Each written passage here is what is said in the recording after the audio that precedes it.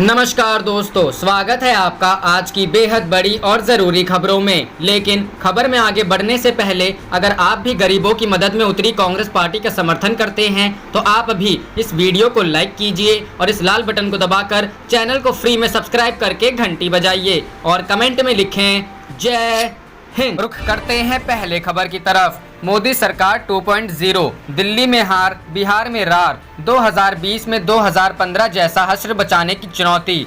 जी हां दोस्तों, देश जब इस वक्त सबसे बड़ी महामारी कोरोना वायरस के महासंकट से गुजर रहा है, इस बीच नरेंद्र मोदी सरकार 2.0 का एक साल पूरा हो रहा है।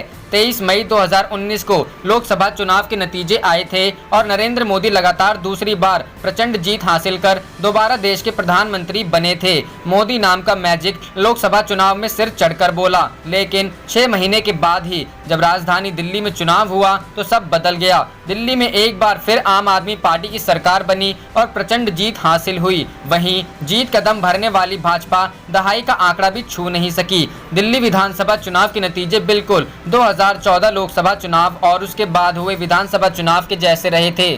दिल्ली में तो भाजपा की हार हुई, लेकिन इस साल होने वाले एक और विधानसभा चुनाव बिहार में अब पार्टी के सामने बड़ी चुनौती है, क्योंकि 2015 में वहां भी बीजेपी को हार ही नसीब हुई थी। प्रचंड बहुमत हासिल कर जब नरेंद्र मोदी दोबारा सत्ता में आए तो शुरुआती कुछ महीनों में सरकार ने बड़े फैसले लिए। अगस्त में पहले जम्मू कश्मीर से धारा 370 को हटा दिया गया और उसके कुछ दिन बाद ही नागरिकता संशोधन एक्ट को लाया गया। इसी साए में दिल्ली का चुनाव भी हुआ।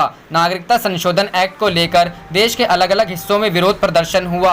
मोदी सरकार के विरोध में आवाज उठ रही थी, लेकिन दूसरी ओर भाजपा भी राष्ट्रवाद का नारा बुलंद कर आगे बढ़ रही थी। शाहीन बाग प्रदर्शन, जवाहरलाल नेहरू यूनिवर्सिटी, जामिया मिलिया में हुई हिंसा के साए में भाजपा चुनावी मैदान में उतरी। केंद्रीय गृह मंत्री अमित शाह की अगुवाई में इसी को चुनावी थीम भी बना दिया गया, लेकिन बीजेपी की उम्मीद के मुताबिक सफलता प्राप्त नहीं हुई। रुख करते हैं अगली खबर की तरफ। सरकार से 1 रुपए की नहीं मिली मदद, राहुल के साथ बातचीत में छलका मजदूरों का दर्द। जी हां दोस्तों, कांग्रेस नेता राहुल गांधी लॉकडाउन में फंसे प्रवासी मजदूरों की मुश्किलों को लेकर लगातार केंद्र सरकार पर हमलावर रहे हैं। लॉकडाउन के चलते बड़ी संख्या में मजदूर पैदल ही अपने अपने राज्यों की ओर लौटने को मजबूर हो गए थे। कांग्रेस के पूर्व अध्यक्ष राहुल गांधी ने 16 मई को सुखदेव विहार फ्लाईओवर के पास इन मजदूरों से बातचीत की थी। राहुल गांधी ने आज सुबह अपने YouTube चैनल पर एक वीडियो साझा की है। 17 मिनट के इस वीडियो की शुरुआत प्रवासी मजदूरों के पलायन के दर्द को दिखाने वाले दृश्यों से की गई है। बाद में लोगों की जुबानी उनका दर्द बताया गया है। झांसी के रहने वाले महेश कुमार कहते हैं, 120 किलोमीटर चले हैं, रात में रुकते रुकते आगे बढ़े, मजबूरी है कि हम लोगों को पैदल जाना है। एक महिला कहती है, बड़े आदमी को दिक्कत नहीं है, हम 3 दिन से भूखे मर रहे हैं, बच्चा भी है हमारे साथ में, वो भी 3 दिन से भूखा प्यासा है। एक अन्य महिला कहती है कि जो भी कमाया था पिछले 2 महीनों में खत्म हो गया है, इसलिए अब पैदल ही घर निकल पड़े हैं। राहुल गांधी एक मजदूर से बात करते हैं, वो पूछते हैं कि वो कहां से आ रहे हैं और क्या करते थे।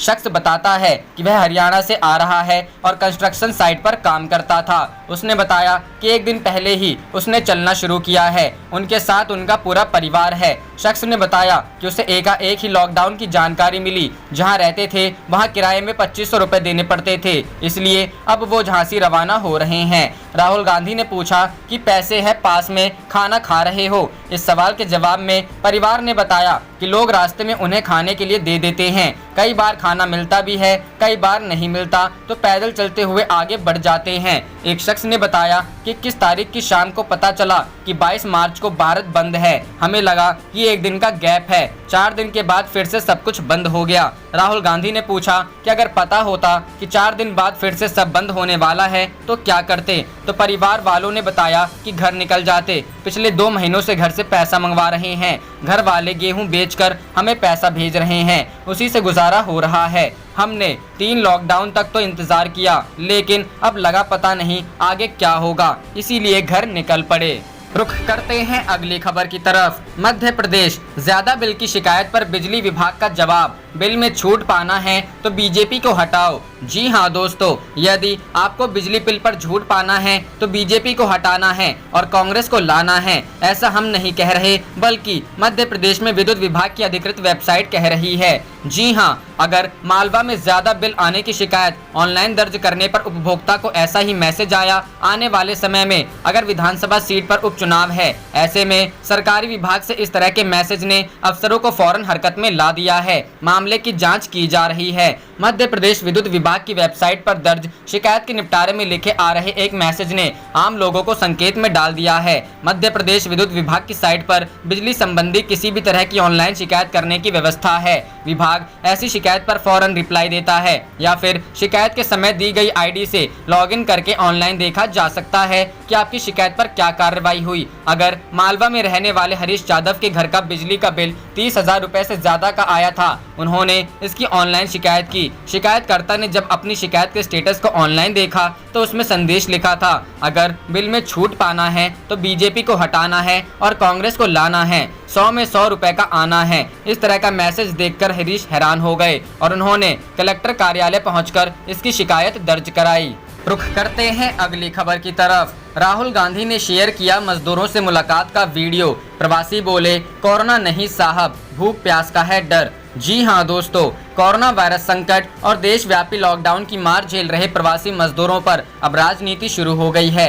कांग्रेस अध्यक्ष राहुल गांधी ने मोदी सरकार को घेरने के लिए नया तरीका निकाला है। शनिवार को उन्होंने अपने ट्विटर हैंडल पर 17.15 मिनट का एक वीडियो को शेयर किया है, जिसमें वह प्रवासी मजदूरों से बात करते हुए नजर आ रहे हैं। वीडियो के साथ राहुल गांधी ने कैप्शन में लिखा, इस लघु फिल्म को देखें जिसमें मैं भारत के वास्तविक राष्ट्र बिल्डरों, हमारे प्रवासी भाइयों और बहनों के साथ बात कर रहा हूँ। फुटपाथ पर की थी बात, सड़क किनारे फुटपाथ पर की थी बात। गौरतलब है कि कुछ दिनों पहले राहुल गांधी ने दिल्ली में पैदल जा रहे प्रवासी मजदूरों से मुलाकात की थी और उनकी परेशानियों के बारे में पूछा था। इस दौरान वह सड़क किनारे फुटपाथ पर ही बैठकर मजदूरों से बात कर रहे थे।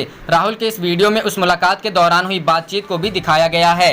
राहुल की आवाज में इस वीडियो में मजदूरों की मुश्किलों को बयां किया गया है। पूछे कई सवाल, राहुल गांधी ने पूछे कई सवाल। वीडियो में देखा जा सकता है कि राहुल गांधी मजदूरों से पूछ रहे हैं कि उनके पास पैसा है या नहीं, उन्हें देशबंदी के बारे में कब और कहां से जानकारी मिली। राहुल गांधी ने दिल्ली में जिन मजदूरों से बात की थी वह यूपी झांसी के निवासी हैं। राहुल जिस परिवार से बात कर रहे हैं वह हरियाणा से यूपी अपने घर जा रहा है। राहुल गांधी से बात करते हुए मजदूरों ने बताया कि उन्हें एक भी पैसे की मदद नहीं मिली है। रुख करते हैं अगली खबर की तरफ। विपक्षी दलों की बैठक में बोली सोनिया गांधी, आर्थिक पैकेज देश के साथ क्रूर मजाक। जी हाँ दोस्तों, देश में कोरोना वायरस और चक्रवाती तूफान अम्फान संकट के बीच शुक्रवार को विपक्षी दलों की बैठक हुई। वीडियो कॉन्फ्रेंसिंग के जरिए हुई बैठक में केंद्र सरकार से अम्फान को राष्ट्रीय आपदा घोषित करने की मांग की गई। वहीं सोनिया गांधी ने बैठक की शुरुआत करने के साथ ही कोरोना संकट को लेकर मोदी सरकार पर निशाना साधा। वीडियो कॉन्फ्रेंसिंग के जरिए हुई बैठक में सोनिया गांधी ने कहा कि अर्थव्यवस्था को गंभीर झटका लगा है। प्रतिष्ठित अर्थशास्त्रियों ने बड़े पैमाने पर राजकोषीय प्रोत्साहन दिए जाने की तत्काल आवश्यकता की सलाह दी है। प्रधानमंत्री मोदी ने 12 मई को 20 लाख करोड़ रुपए के आर्थिक पैकेज का ऐलान किया और फिर वित्त मंत्री अगले 5 दिनों तक उसका विवरण देती रही। यह देश के साथ एक क्रूर मजाक था। बैठक में सोनिया गांधी ने सरकार पर निशाना साधा। उन्होंने कहा कि कोरोना को 21 दिन में खत्म करने की पीएम का दावा धराशायी हुआ। सरकार के पास लॉकडाउन को लेकर कोई प्लान नहीं था। सोनिया गांधी ने कहा कि कोरोना संकट को लेकर प्रधानमंत्री नरेंद्र मोदी ने शुरुआत में उम्मीद जताई थी कि इस पर 21 दिन में काबू पा लिया जाएगा, जबकि उनकी धारणा गलत साबित हुई। रुख करते हैं अगली खबर की तरफ। विपक्षी दलों ने बंगाल की मदद के लिए दीदी के साथ दिखाई एकजुटता। जी हां दोस्तों, कांग्रेस की अगुवाई में विपक्ष की 22 पार्टियां ने पश्चिम बंगाल और उड़ीसा में आए भयंकर अम्फान चक्रवाती तूफान से हुई भारतीय तबाही को राष्ट्रीय आपदा घोषित कर दोनों राज्यों को विशेष मदद देने की केंद्र सरकार से मांग की है। कोरोना के बीच पश्चिम बंगाल में आए इस दोहरे संकट के समय सभी विपक्षी पार्टियों ने मुख्यमंत्री ममता बनर्जी के साथ मजबूती से खड़े होने का संदेश भी दिया है। बंगाल और उड़ीसा के तूफान से हुई बर्बादी पर संक्षिप्त चर्चा।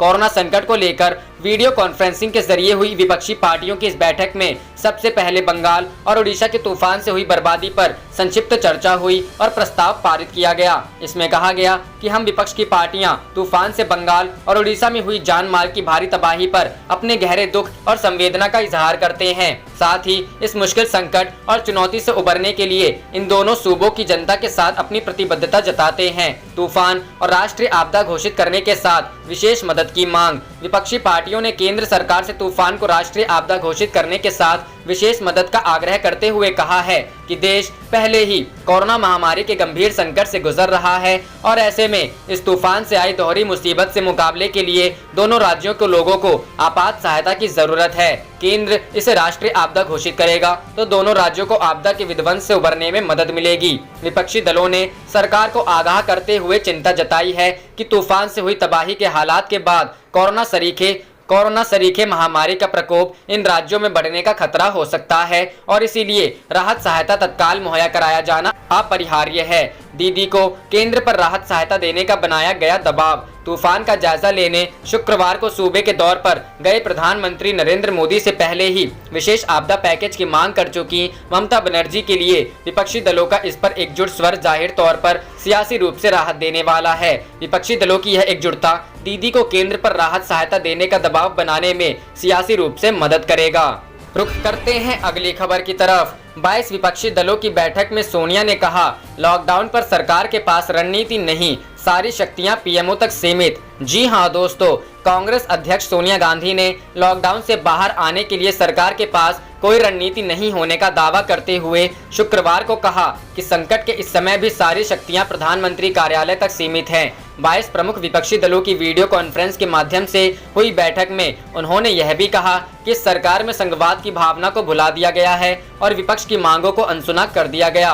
उन्होंने कहा, कोरोना वायरस के खिलाफ युद्ध को 21 दिनों में जीतने की प्रधानमंत्री की शुरुआती आशा सही साबित नहीं हुई। ऐसा लगता है कि वायरस दवा बनने तक मौजूद रहने वाला है। मेरा मानना है कि सरकार लॉकडाउन के मापदंडों को लेकर निश्चित नहीं थी, उसके पास इससे बाहर निकलने की कोई रणनीति भी नहीं है। उन्होंने आरोप लगाया कि प्रधानमंत्री नरेंद्र मोदी की ओर से 20 लाख करोड़ रुपए के आर्थिक पैकेज की घोषणा करने और फिर वित्त मंत्री निर्मला सीतारमण द्वारा 5 दिनों तक इसका ब्यौरा रखे जाने के बाद यह एक क्रूर मजाक साबित हुआ।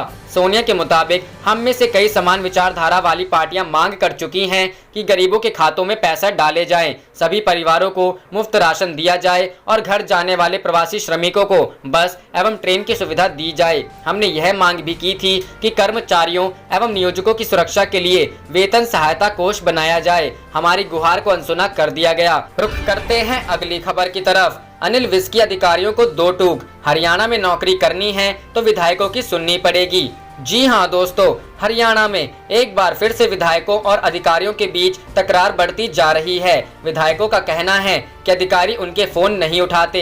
यही नहीं, विधायकों ने आरोप लगाया है कि अधिकारी उनकी अनदेखी करते हैं और उनकी सुनते नहीं। विधायकों ने इसकी शिकायत विधानसभा अध्यक्ष ज्ञानचंद गुप्ता से की थी। इस पर अनिल विज ने अधिकारियों को नसीहत दे डाली और कहा कि अगर हरियाणा में नौकरी करनी है तो अधिकारियों को विधायकों की सुननी ही पड़ेगी। विज ने कहा कि अधिकारियों पर सख्ती के और भी बहुत तरीके हैं, अगर मुख्यमंत्री को विधायक बताएंगे तो आवश्यक कार्यवाही होगी। विज ने कहा कि प्रोटोकॉल में विधायक मुख्य सचिव से ऊपर हैं, यह अफसरों को बता दिया जाएगा। विज ने कहा कि विधायकों के प्रति अधिकारियों की उपेक्षा के रवैये को किसी भी सूरत में सहन नहीं किया जाएगा। अधिकारियों को अपना रवैया और कार्यशैली में सुधार करना होगा। दरअसल विधानसभा अध्यक्ष ज्ञानचंद गुप्ता से विधायकों ने अधिकारियों के इस रवैये के बारे में शिकायत की थी। ज्ञानचंद गुप्ता ने बृहस्पतिवार को 2 अलग सत्रों में 10 जिलों के 40 विधायकों से वीडियो कॉन्फ्रेंसिंग के जरिए विधानसभा कमेटियों के गठन से लेकर मानसून सत्र बुलाए जाने की बाबत चर्चा की थी। पहला सत्र दोपहर 12 बजे अंबाला, भिवानी, चरखी दादरी, फरीदाबाद, फतेहाबाद, गुरुग्राम जिला के 20 विधायकों के साथ हुआ। इसमें विधायकों ने लॉकडाउन के दौरान अधिकारियों द्वारा उनके फोन नहीं उठाने का मुद्दा गंभीरता से रखा। विधानसभा अध्यक्ष ने विधायकों से कहा कि वे इस बार में लिखित शिकायत दें। इन शिकायतों पर विधानसभा की विशेषाधिकार कमेटी अधिकारियों से न सिर्फ जवाब तलब करेगी बल्कि जरूरी कार्रवाई भी करेगी। ज्ञानचंद गुप्ता ने स्पष्ट किया कि विधायक जनता के प्रतिनिधि हैं और अधिकारी जनता के नौकर। जनहित में जनप्रतिनिधियों के प्रति अधिकारियों की जवाबदेही कानून में भी तय है। आप देख रहे थे आपका अपना चैनल जय हिंद जय भारत।